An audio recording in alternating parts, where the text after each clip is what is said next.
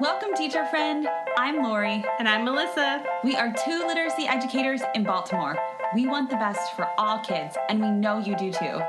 Our district recently adopted a new literacy curriculum, which meant a lot of change for everyone. Lori and I can't wait to keep learning about literacy with you today. Hi, everyone. Welcome to Melissa and Lori Love Literacy. We are thrilled that you're here with us today because we have a very special guest. I know I always say that, but really this is a returning guest who is... Our first returning guest. Yay! Natalie Wexler. Melissa, how excited are you to have her back again? Always excited. Of course, you know that we are Natalie Wexler super fans. So super excited. But the picture that we have of us wearing the Wild About Wexler shirts, I'm sure Natalie... Right. Framed in her house. Natalie, welcome to the podcast. Well, thank you so much, Lori and Melissa. It's great to be back.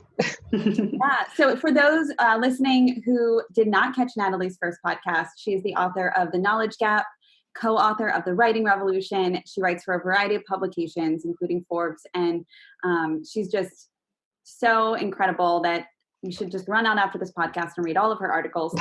Grab the book, The Knowledge Gap, and sit down and read it tonight because it's raining. And what else are we going to do during quarantine anyway? So, Natalie, will you briefly share a little bit about, I think maybe The Knowledge Gap would be most applicable, just a quick little snapshot of what it is for those who are listening who may not know about your book.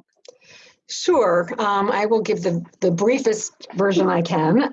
It's really the term knowledge gap is a play on, the achievement gap. It's a gap in test scores, essentially, between haves and have-nots. And basically, my argument is we've been looking at this as a gap in skills, reading skills, and not just decoding skills, but comprehension skills. That's what these tests appear to measure. But in fact, if you don't have the background knowledge and the vocabulary to understand those reading passages on standardized reading tests, you don't get a chance to demonstrate your skill at finding the main idea or making an inference.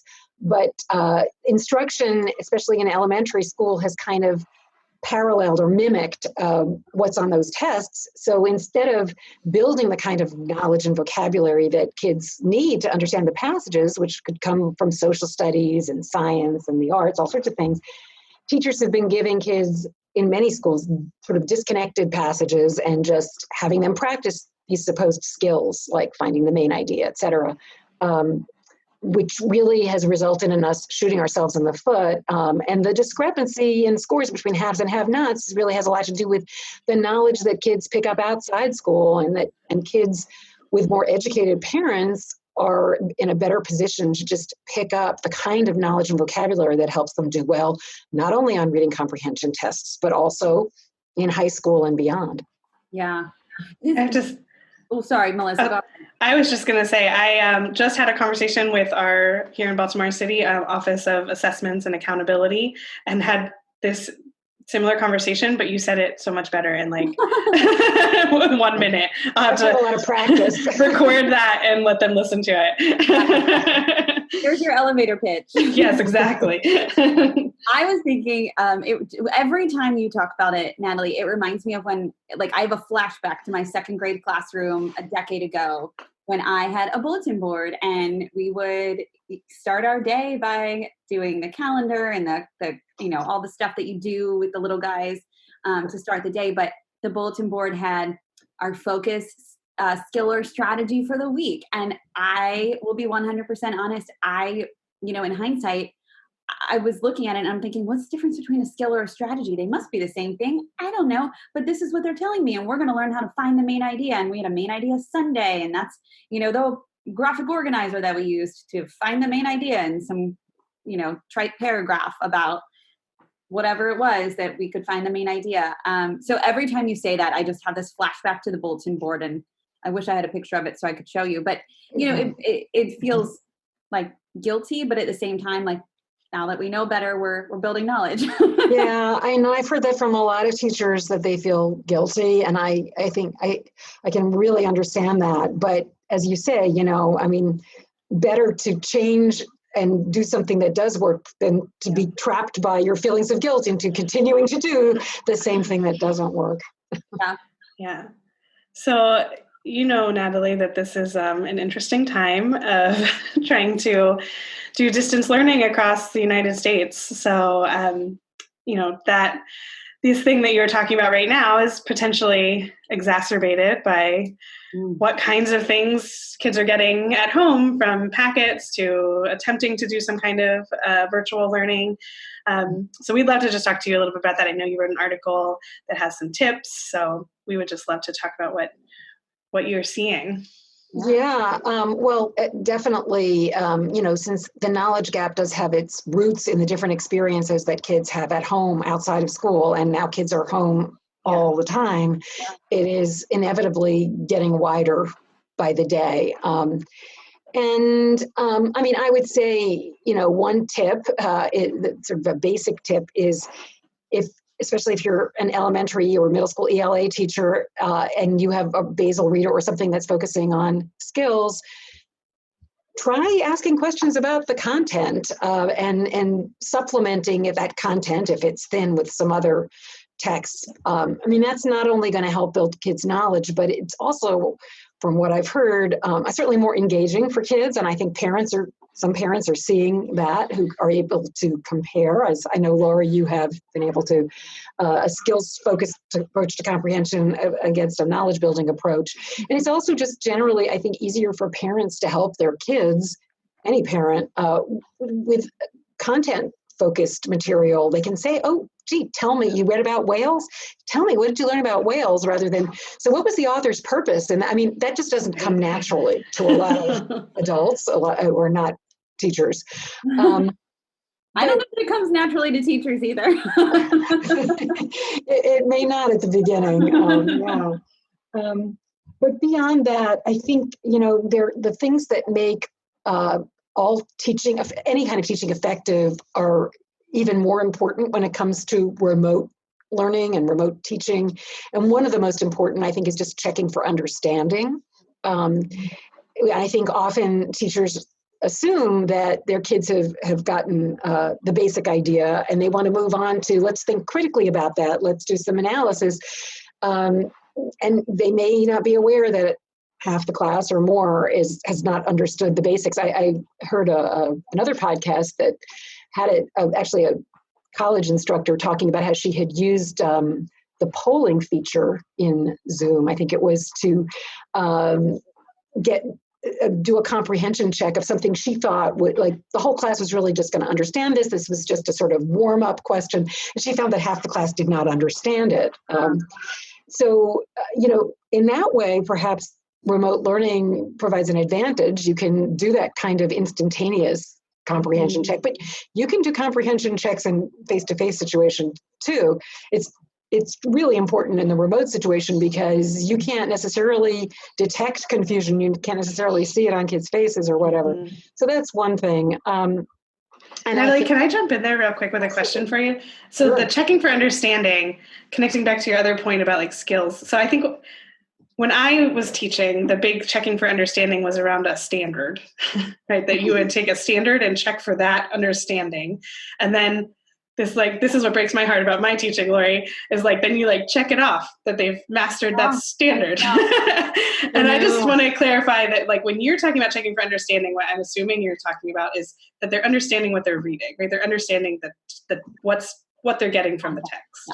The content, yes. Yeah. So not, do you understand what a main idea is and what a detail is? But yes. You could say, so it's not like you can never ask what was the main idea of that paragraph. You have to make sure in advance that there was a main idea, Right. There was this, I wrote about this, there was this tweet from a New York City parent whose kindergartner had gotten this reading assignment to find the main idea of a paragraph that had no main idea. It was really just a list of ocean animals, The author of the tweet said, I am a Pulitzer Prize-winning reporter and I could not do my kindergartner's reading assignment. Do you remember where that worksheet was from? I think it was from this teacher. There was something in the bottom that said teachers pay teachers. So this, and it's not the teacher's fault. This is what the teacher's training had led her to do. And I'm sure she was in and this is a difficult situation. So it's not any teacher's fault. It's a system. Yeah. Yeah. And Melissa, that's a brilliant point to clarify. Like we're not checking for understanding for standards 2, 3, and 7, right? We're checking that they understand the content of it. So that's really smart to clarify. Well, Natalie, we'll give you the mic back. What are those other tips? Fabulous tips. Let's see. I'm not sure I can remember all 7 of them, but to make things as interactive as possible, get students engaged. One of the big obstacles is just getting students to show up, especially those who may not have reliable access to the internet, et cetera. And then there's a limit to what teachers can do about that, but you can try to make your expectations as clear as possible about what kids are supposed to do and when they're expected to show up. Keep it simple, not too many different apps and platforms. But the interactivity thing is also really important in establishing that sense of connection and getting students to want to show up. And I think that, it can be difficult to arrange for that synchronous learning. And there's some things that are better done, synchronous, meaning everybody there at the same time, like on a Zoom call, like now. But there may be some advantages sometimes to doing things in an asynchronous manner where kids are accessing the same content, but at different times. You don't have to deal with everybody's schedules. And so the balance is going to be different depending on the age and the content and stuff like that, but to have at least some element where the kids and the teacher are all interacting together, I think is really important if you can swing that. And then there's also just making things really clear. Remote learning generally has not been found to be that effective, except maybe for kids who are already strong students. And so, it's never going to be a great substitute for face-to-face learning. There are a few kids and a few teachers who are saying they like it better for various reasons, but I think for the majority, it's more difficult. And one of those difficulties is just acquiring new information through remote learning. It's been found to work best for review. And you should not ignore or overlook the importance of review, but you are going to need to introduce new information given how long this is going on. And you need to be aware that a little bit will go a long way, that kids' engagement is going to drop off. And so you don't want to go on and on. You want to pause, ask them questions, even if it's a video. Say, pause the recording and try to answer for yourself this question, because that's what's going to help them really absorb and retain the information if they're actively processing it in some way.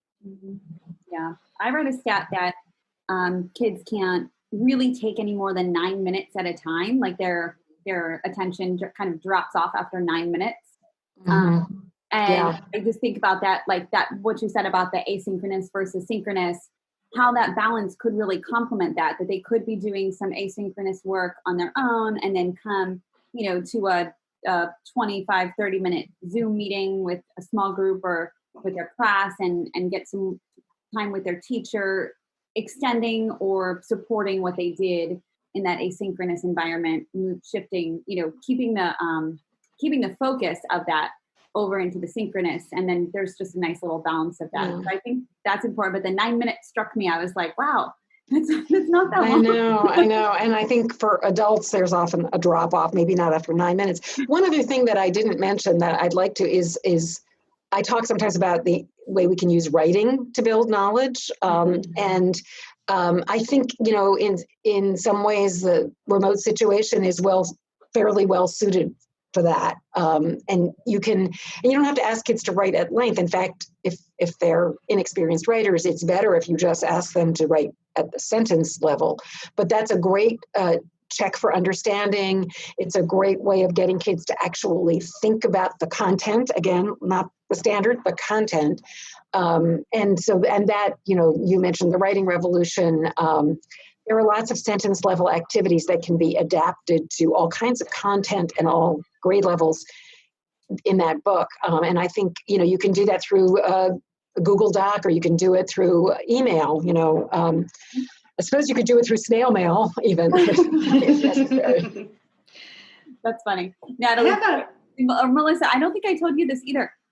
So I know now I've talked about my dad a bit on this podcast, but he thought when we did, so Great Minds did Knowledge on the Go. And so I've talked about that before. We've had Rachel Stack on to talk about it. And so I shared the website link with him and I said, I'm the 7th grade teacher. If you want to look, it's kind of cool.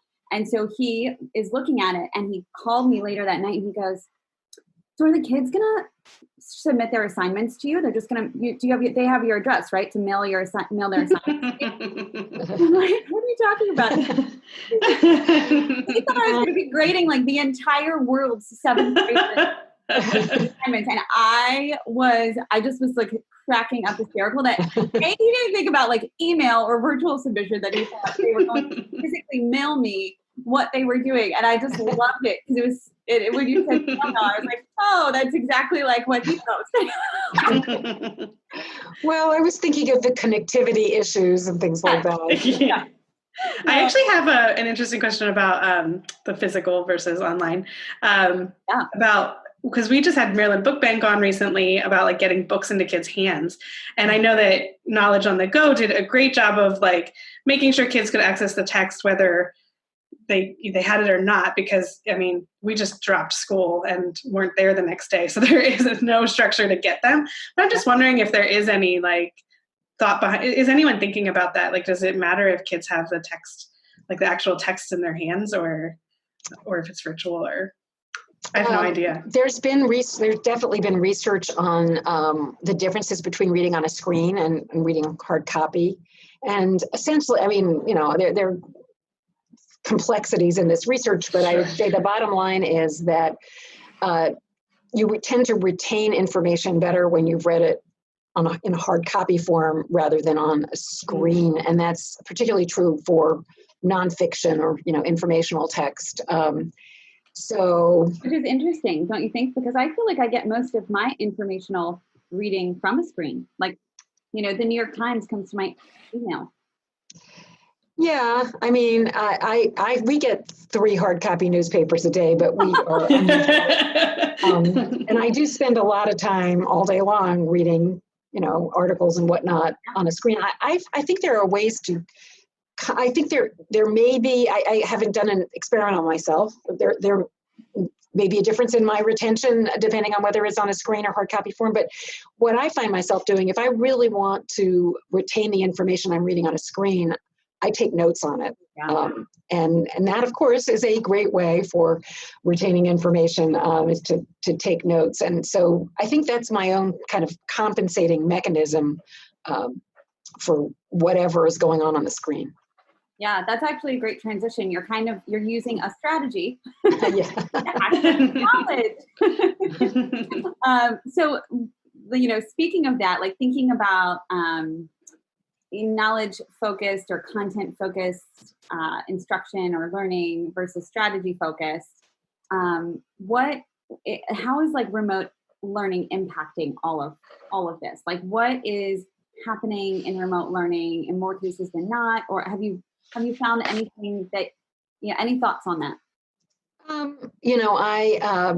I don't really know what's going on out there. I wish we had more information. This issue of curriculum is not something that journalists are focusing on by and large. I certainly have heard anecdotally from people like you, actually, that it's working much. Places that have a content-focused curriculum, the remote learning experience can be smoother. There are the videos that Wit and Wisdom has put out, Knowledge on the Go. There's the greater ability of parents maybe to help their kids. But I think in a lot of places, teachers and students are just kind of struggling to hold their heads above water. And what I really worry about, we know that these gaps are growing, and what I really worry about is what's going to happen when kids do come back to classrooms. And there's a lot of discussion now about how are we going to assess the learning that's been lost and the gaps at that point. And I expect that in most classrooms, what's going to be done at these, what we've been doing all along to monitor progress, give kids these tests to see what their reading level is, and then tell them to read books at that level. And don't worry, we're not going to worry about building knowledge because we need to work on those comprehension skills. And that's only, I'm afraid, going to make a pretty dire situation even worse.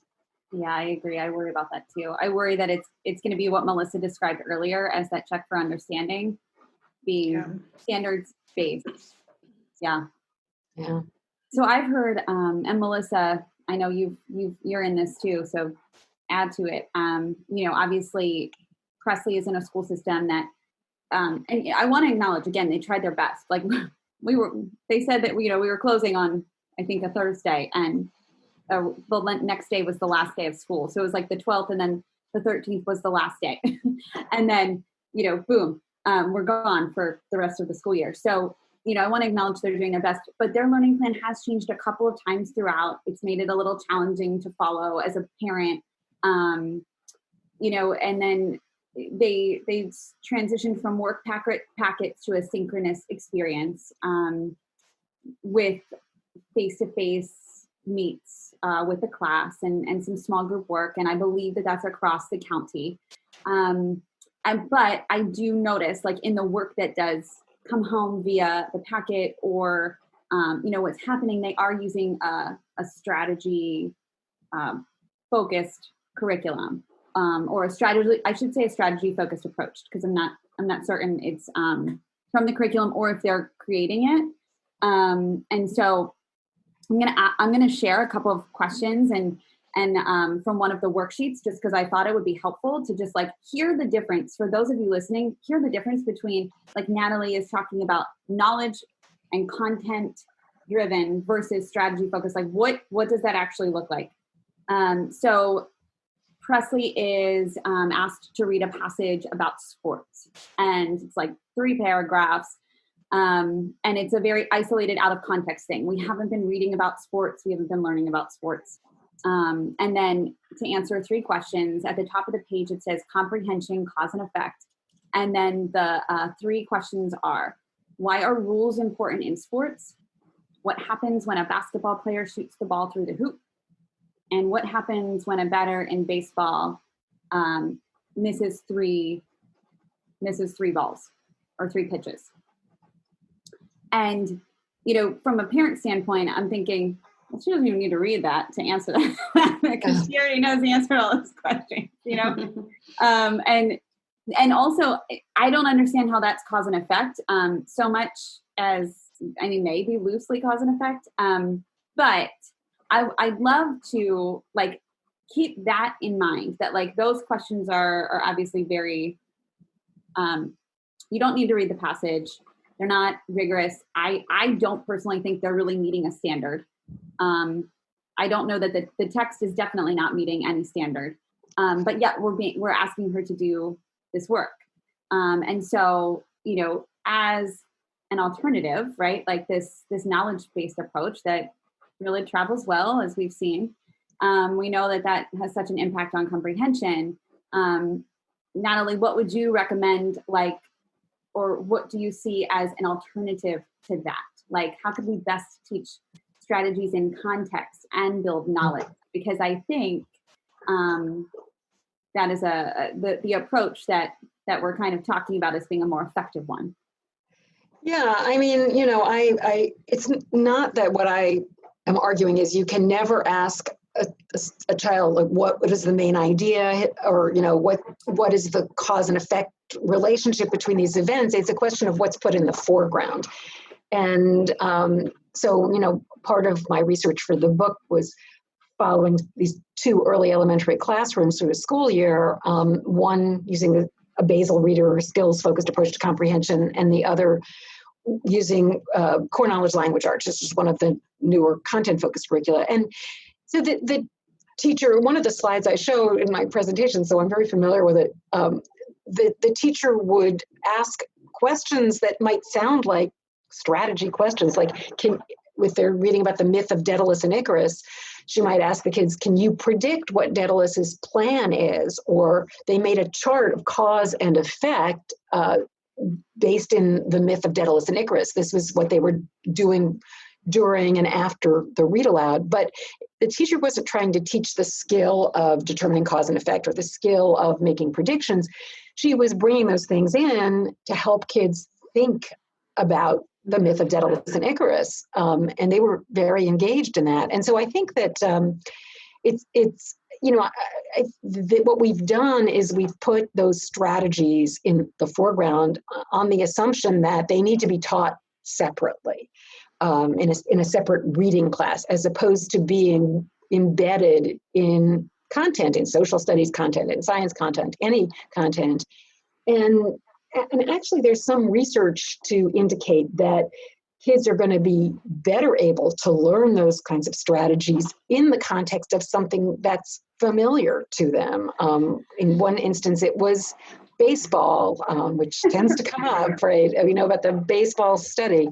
There's also, I'd like to add, you don't have to say to kids, okay, now we're going to learn how to make an inference. You could just ask them a question that requires them to make an inference. And there was this very interesting study that was done about 10 years ago, comparing a classroom that used strategy-focused instruction against a classroom, I don't remember the grade level, but I'm pretty sure it's elementary, that used content-focused instruction. And what they found, that this was a 2-year study, was that, for one thing, the kids in the content-focused classroom had much richer discussions. And the questions could be very vague, like, gee, what's going on here? And that would lead to a much more engaged discussion than, so what do what inferences can you make about it?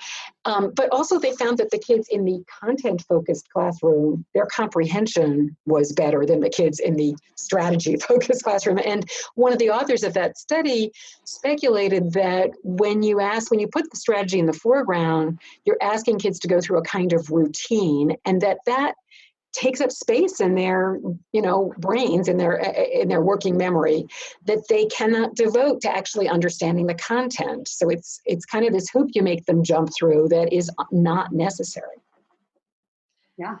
And I'm wondering, those questions that Lori asked, in the way that they're framed, right, is like this cause and effect. That was what they're designed to see if students know cause and effect.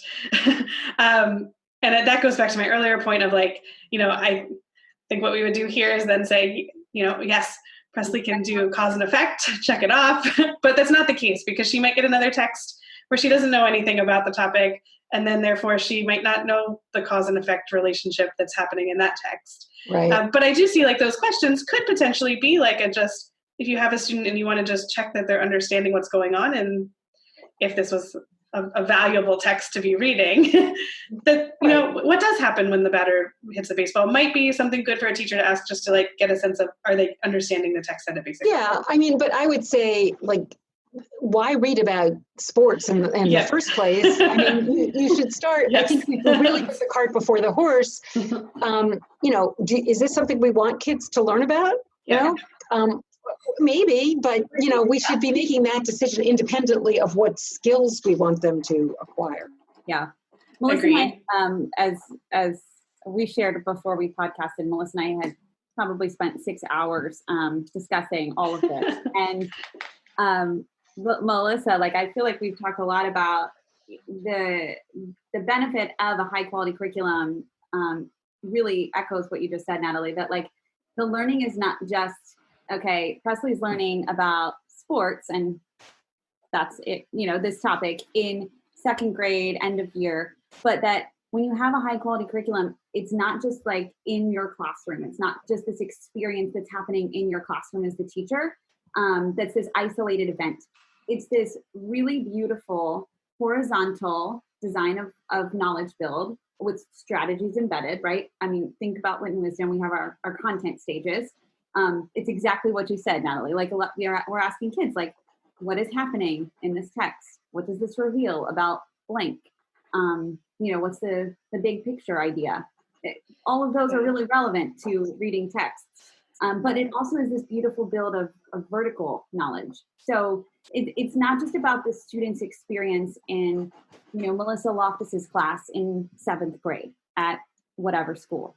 It's about the student's experience from the time that they enter kindergarten all the way through their knowledge build of 8th grade, and then taking it even further in high school and just preparing them for that college and career experience. And so that's what I think when I talk to teachers and, try to explain like what is knowledge building and why is it important and, what does it even mean? I try to go from the student experience because I think it takes like that teacher feeling of, I don't know, like my creativity is being taken away or whatever it might be. But like that piece where we're saying it's not about like teachers, right? It's about students, and think about your students' experience, not just in your 4th grade classroom, but throughout their whole 4th grade year and then throughout their entire educational career. So that's just what it made me think of. Like, it's not, it's more about the student experience and the knowledge build over time. And that's what really makes the texts and the topics and the tasks that they explore really beautiful, because they build. Yeah. And I saw that in the 2nd grade class I was following. They would go, oh, I remember that from 1st grade. I mean, I remember once, I think it was during the War of 1812. Believe it or not, these 2nd graders completely understood the issues in the War of 1812 because they had already learned about the colonial era and the revolution. And you ask the average American adult to explain the War of 1812, you will get a blank look. But one of the kids in the class, a little girl, raised her hand, and we're talking about a surrender, and she said, and when somebody surrenders, they raise a white flag. And the teacher said, yeah, how did you know that? And the little girl said, well, I remember from last year, the American Revolution. And all the other kids said, yeah. That's funny. Yeah. And kids get very excited when they can make those connections. Yeah, that's interesting. I just had, so my mom's here visiting. I know it's not what you're supposed to do during quarantine, but I need help with Elliot. So she's here. But she is a teaching assistant. And so I was just listening to her do a reading lesson online with a couple students. And they were reading about the Statue of Liberty. And the questions were so interesting. Like, she was asking things like, well, what war did this happen? And these were all like part of, I'm sure, a worksheet similar to what you shared, Lori.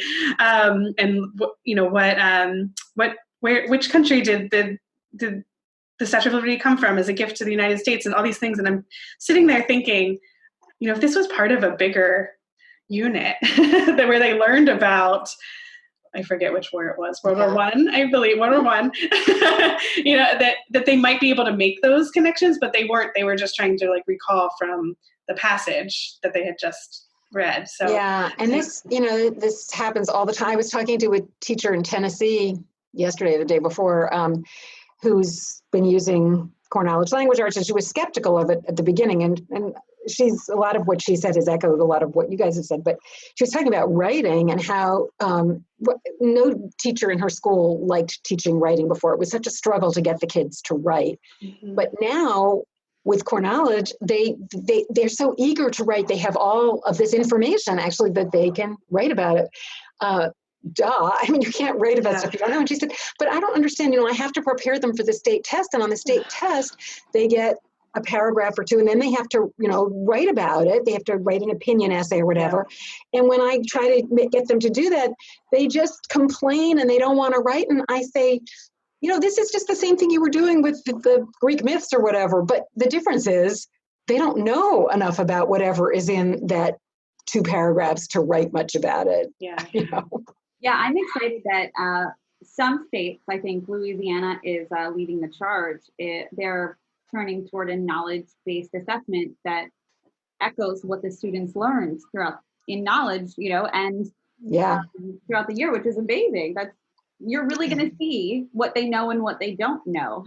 To me, what's kind of amazing is that this is such a revolutionary idea that what we've been doing essentially is testing kids on sort of what knowledge they might have happened to pick up, instead of testing them on the knowledge we're actually trying to teach them. Mm-hmm. Louisiana is doing, it's a fairly small pilot at the moment, but I really hope that it will expand and that other states will follow that lead, because it does make sense. And it's not just their ELA curriculum that they're basing the reading tests in, but also their social studies curriculum. And that's really important. Yeah. That's amazing. I'm so excited. I can't wait to see the results of that. Yeah. Yeah. Me too. Every time we talk about state assessments and thinking about familiarity with what's on them, I remember taking an assessment when I was younger. I don't know, maybe like fourth grade, and the passage. So I lived in New Jersey, and the passage was around Lucy the elephant. I don't know if you've ever heard of Lucy the elephant. I've been to Lucy the elephant. Oh, is this the one in Atlantic City? Yeah.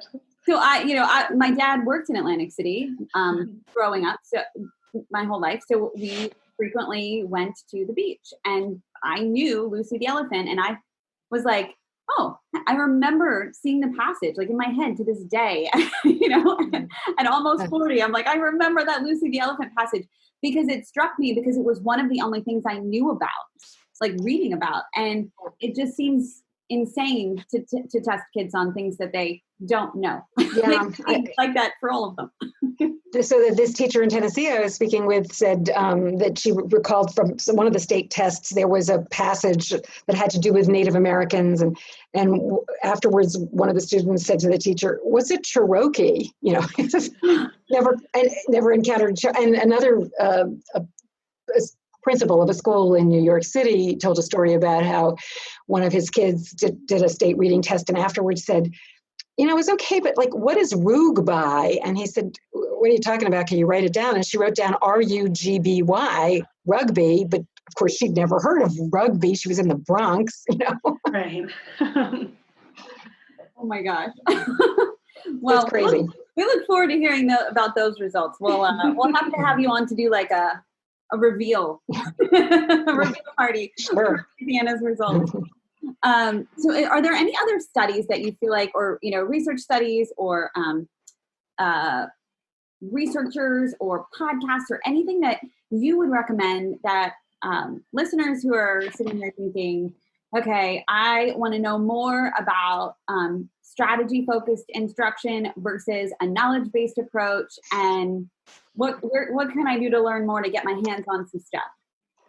Well, as far as podcasts, there are things like the Science of Reading podcast, which could be helpful. But, when it comes to this sort of comparison between a content-focused approach and a strategy-focused approach, unfortunately, there's not a huge amount of research out there. And we do have a lot of research that shows that, and I think this may be confusing for a lot of teachers because they've heard, there's evidence behind strategy instruction. And there are lots and lots of studies showing that if you teach kids strategies, it will boost their comprehension on standardized reading tests. So what's the problem? And one problem is that those studies lasted usually no more than 6 weeks, right?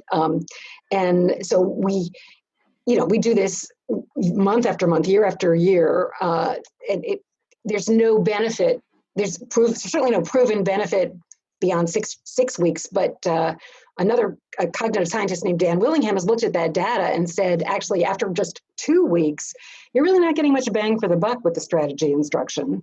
So I think that's one thing that people need to realize about strategy-focused instruction. And Dan Willingham has written an article called The Usefulness of Brief Instruction in Reading Strategies, I believe. A good one. Yes.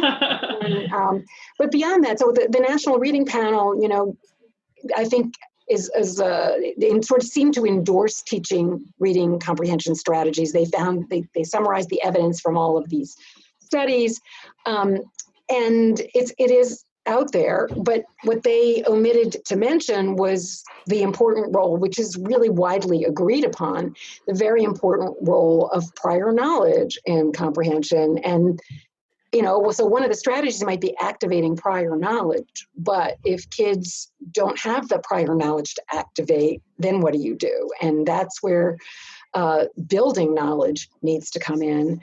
But, one reason we don't have studies sort of comparing strategy instruction with a knowledge building approach is that these studies, as I mentioned, generally last like 6 weeks. And building knowledge, as Lori was talking about, is a really gradual cumulative process. So, to take a group of students and build their knowledge about a topic for 6 weeks and then give them a standardized reading comprehension test that may have nothing about that topic on it, you're unlikely to see much in the way of results. Although I've heard of stories where, some things like that can happen, but it's really a gamble. So what you really need to show the effects of building knowledge is something that extends across grade levels over years.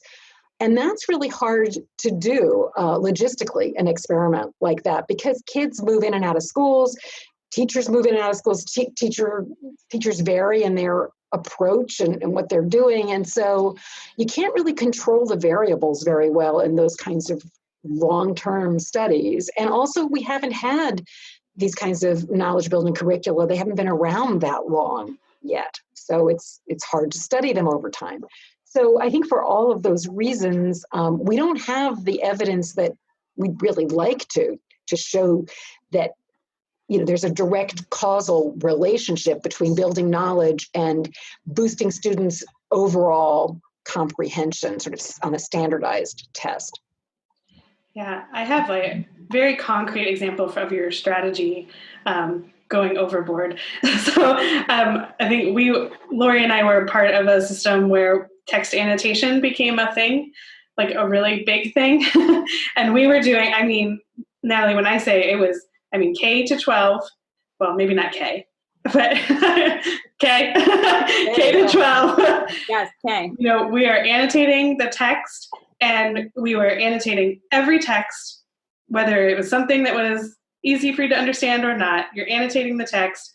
People started getting these symbols, right? So you put a little exclamation point or a question mark, and then kids are starting to ask, like, well, how many annotations do I need to do, right? Then they're not even reading the text. It's like, you want me to do annotations? Let me write my annotations.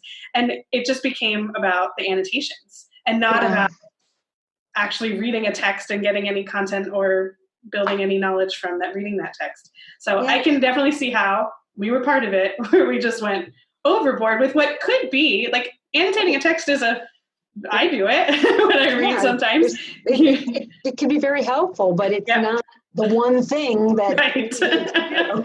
And that not every student needs to do it every time for every text, right? It is a tool that you can put in your tool belt. So just sharing that, like, that's an example of like.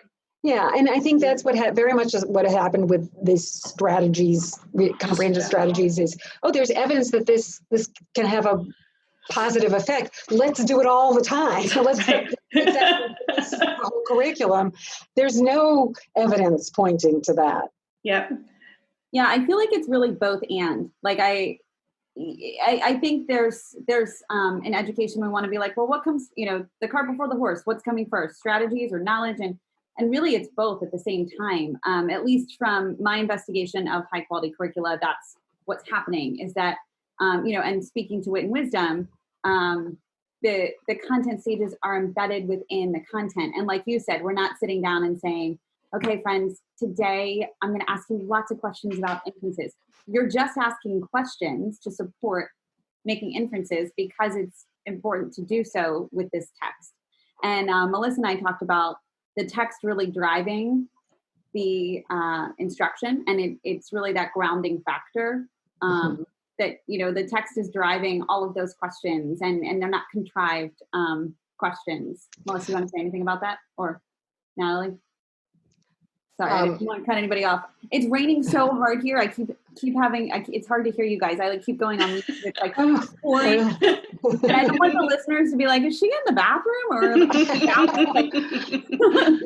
well, I'm not hearing that rain. Oh, good. Okay. But I do think that you said something about like that you need both and it's not like one should be in the foreground. But I have to say, I would argue that the content really should be in the foreground, and that the skills and strategies, or whatever you want to call them, they need to come in service of that content. And, I mean, like I've heard David Lieben say that it's not like kids need to necessarily be taught how to make an inference. Toddlers make inferences all the time. You dropped your lollipop, then you can infer you're not going to be able to eat that, they can't lollipop anymore, whatever, So it's not that it's the skill of making inferences that gets better. It's really the context in which you apply that skill gets more sophisticated. And so that you have to make sure that you're paying attention to the overall context and also figuring out what is it, like what's the knowledge, what is the information that I want kids to get, and how best can I get them to think about things and make connections between bits of information and all of those things that we want kids to do. Those are not free-floating skills. Those are dependent on the context. Yeah. Natalie, can I ask you one quick question about something you said that, it's easier to, I think, correct me if I'm wrong, but you said it's easier to learn these strategies or skills with something they have a knowledge base about, or even easier to read a text of something they have a knowledge base about. But I'm wondering, I guess what I'm thinking of is I'm thinking of Presley actually, who just was learning about the digestive system, right? But when she first started, she didn't know anything about the digestive system, but it doesn't mean that she can't learn about it from reading new text, right? And I think I don't want people to take your words in the wrong way, because I don't think what you're saying is kids cannot read anything unless they already have knowledge about it. So therefore only give them text about things they already know. I don't think that's what you're saying. So I just wanted to put that out there so you can make sure. You're absolutely right. I think that it's a question of degree. I mean, and what,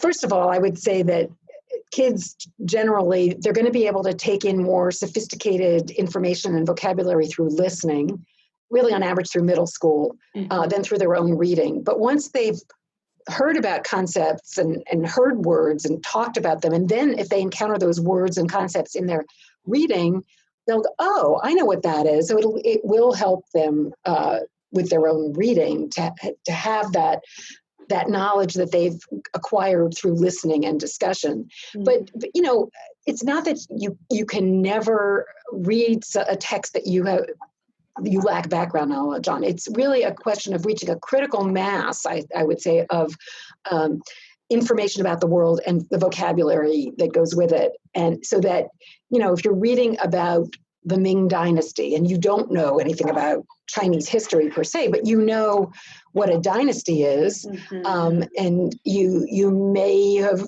heard the word Ming somewhere. I mean, it's that kind of, it can be even surface level knowledge, but it equips you then to acquire more knowledge through reading, because this all boils down really to working memory and the burden on working memory. And if you're reading a paragraph or a text that has above a certain, I mean, there has been some quantification of this, but above a certain percentage of unfamiliar words and concepts, you're going to be spending too much of your brain power just thinking, what's that word? And what's that word? And maybe I should go look this word up. And every time you do that, you lose the thread of what you're reading. So at a certain point, and this, I've acquired, I would say, a fair amount of knowledge or vocabulary about the world. But still, if you show me, a scholarly article on something like molecular biology, I'm not going to be able to make sense of it very easily. Okay. But if you show me a newspaper article, pretty much any article that's in the newspaper, I probably will be able to make sense of it, because it's not assuming that I have specialized knowledge that I don't. But for a lot of people, reading those articles, and certainly a lot of kids, is going to be a very, very tough thing to do because they don't have the knowledge that's assumed. So it's just, there's no bright line where you could say, oh, well, at this point, you will be able to read a text for which you don't have background knowledge on. It's really a balancing act. And I think all that we can do to equip kids, students, to be good general readers is to build as much knowledge for them as we can. Yeah. And as they access those, unknown texts and topics, I'm thinking for the first time or for the second time, would you say I'm just asking this because I heard someone say it the other day. Would you say that strategies could be used in service of learning the knowledge? So like the knowledge is the foundation, right? And the text is the foundation that's supplying the knowledge, but you're using the strategies to service yourself to grab that knowledge. Would that be accurate? So, I think do not skip over the basic comprehension questions. Like, so I was once in, I think it was a third grade classroom, the teacher was reading with the students an article about early domestication of animals, in ancient civilizations. And after she read just the first paragraph, maybe the first two paragraphs, her first question was, so what is the author's argument? And, these were third graders. I think it would have been probably led to a richer discussion and maybe would have helped her figure out if they were following. Say, first of all, I wouldn't stop after the first paragraph, but you could say, so why did people start domesticating animals? Was it just to eat them or, let's talk about the content before we get to that analytical.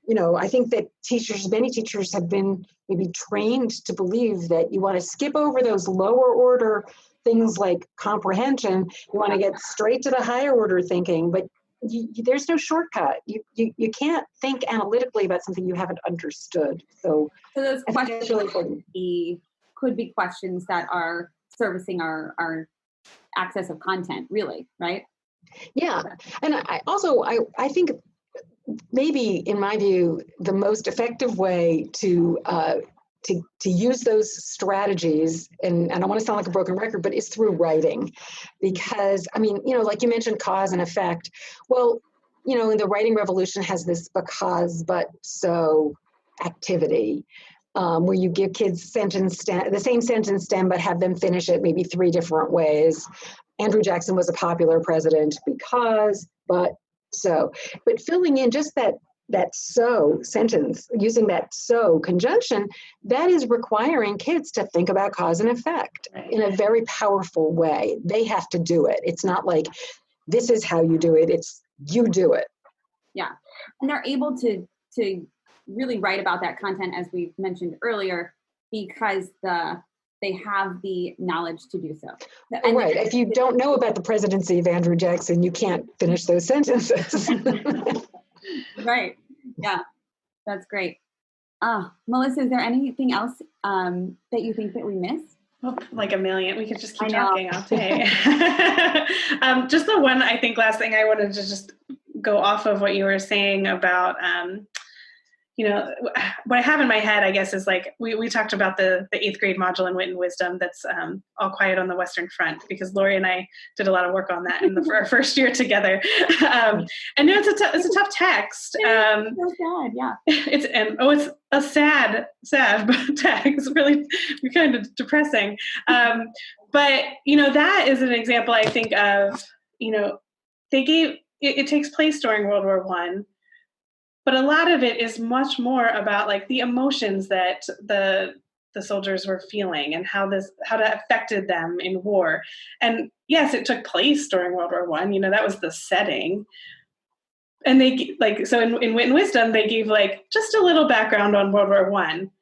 But it's not like they need weeks of World War I knowledge to understand it, because actually the knowledge is, that they're trying to build there is more about the psychological effects of war on these young soldiers. And that's something that they can connect to, right? Like that's something that they can, they probably do have some prior knowledge about, like, how does something traumatic affect a person? So I just think that there's something there too about like, we went overboard a little bit again here in Baltimore City when we were revamping our high school curriculum with one of our modules about, the text was like Water for Chocolate. And I think we went a little overboard with giving background about the Mexican Revolution, when in fact, like, that's just kind of the setting, but that's not really the content what you want them to get from that text. Yeah. And I think, one thing that's difficult for teachers at upper grade levels is, they may be trying to, aside from the English class, the literary aspects of this. And right, you don't need to know all about the Mexican Revolution or whatever to understand like Water for Chocolate. But say you're teaching history or social studies and you're teaching about the Civil War or World War I, but you realize that your kids are missing a lot of information about what preceded those wars. Yeah. Well, you can't start with, I mean, I have talked to a teacher who was trying to teach about the Civil War, and she said, you kind of have to start with, well, there was this revolution, and this is who we want our independence from, and it's going to take you a long time to get the Civil War.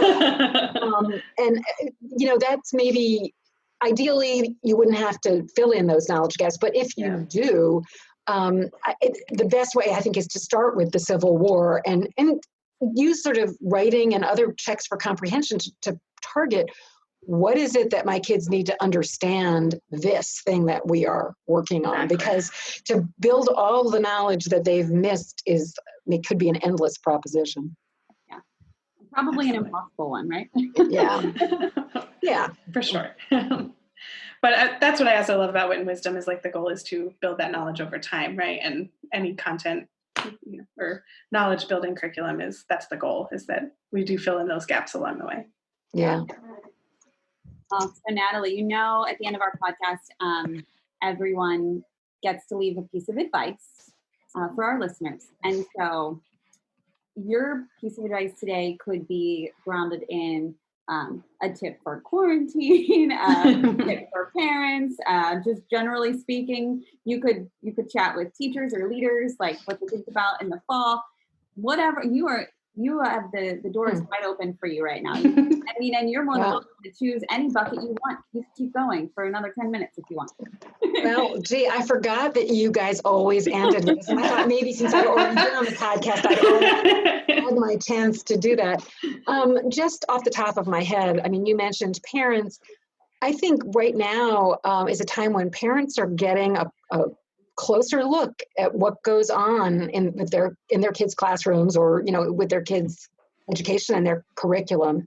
And there may be parents out there that are wondering about some of those find the main idea assignments or whatever. And I think parents could be this real ally in the movement for a more knowledge-focused, content-rich curriculum. I think it makes intuitive sense to a lot of parents, and they may have assumed their kids were acquiring substantive knowledge and are kind of amazed to discover that's not the point, that's not what we're trying to do here. So I think, teachers and parents who share this perspective could really use this as an opportunity to join forces and work for change together, because I think it's going to, teachers need all the help they can get if they want to affect change, and I think parents could be hugely helpful. That's smart. You're always wonderful. So thank you so much, Natalie. Thank you guys. This was great as always. I'm happy to come back even for a third time. Yeah. It was about a year ago, so maybe we'll make a yearly standing invitation for Natalie Wexler. All right. Thank you. You were episode 10, right? And we posted episode 29 yesterday. And so we're moving right. So we'll have to have you back for like 40. Like you can. Yeah. Every 10 episodes. Great. Well, thank you so much. Thank you. Okay. Thank you, guys. All right. Bye. Bye.